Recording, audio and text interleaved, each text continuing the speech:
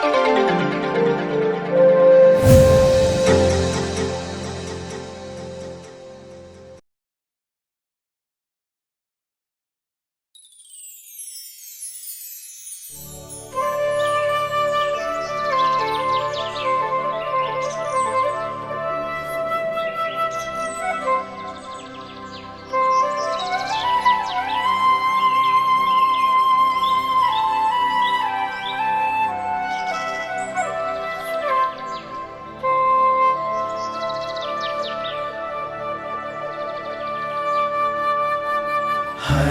घर में ईश वचन, सत्य वचन, जीवन वचन।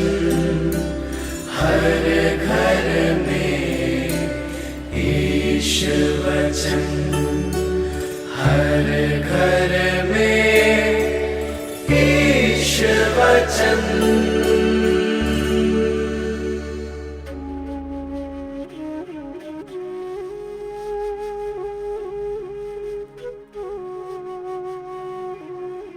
संत मत्ती के अनुसार पवित्र सुसमाचार।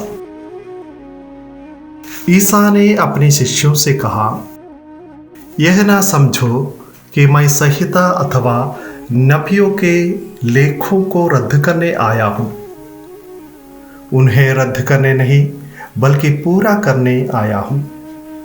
मैं तुम लोगों से ये कहता हूं, आकाश और पृथ्वी भले ही टल जाए, किंतु संहिता की एक मात्रा अथवा एक बिंदु भी पूरा हुए बिना नहीं टलेगा।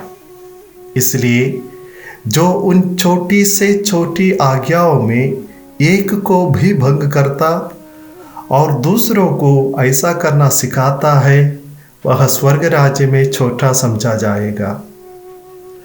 जो उनका पालन करता और उन्हें सिखाता है, वह स्वर्ग राज्य में बड़ा समझा जाएगा।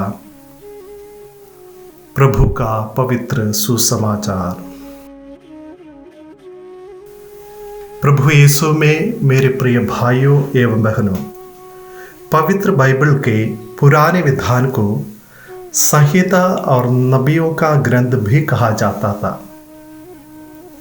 हम जानते हैं कि ईश्वर ने मूसा के द्वारा इस्राएलियों के लिए 10 आज्ञाएं दी थी और इन 10 आज्ञाओं पर आधारित 613 नियम बनाए गए थे। फरीसी और सदूकी इन नियमों को व्याख्या करते थे, लेकिन इन नियमों की व्याख्या वे अपनी सुविधा के अनुसार ही करते थे। इसलिए फरीसियों और सदूकियों की शिक्षाओं में कई कमियां थी। उन कमियों को पूरा करने के लिए प्रभु यीशु शिक्षा देते हैं। संत मत्ती के अनुसार सुसमाचार अध्याय 5, 6 और 7 में हम प्रभु यीशु को विशेष रूप से अपनी शिक्षाओं के द्वारा पुराने विधान के नियमों का सही अर्थ, अर्थात इन नियमों के द्वारा ईश्वर जो चाहते हैं उन्हीं को लोगों को बताते हुए पाते हैं।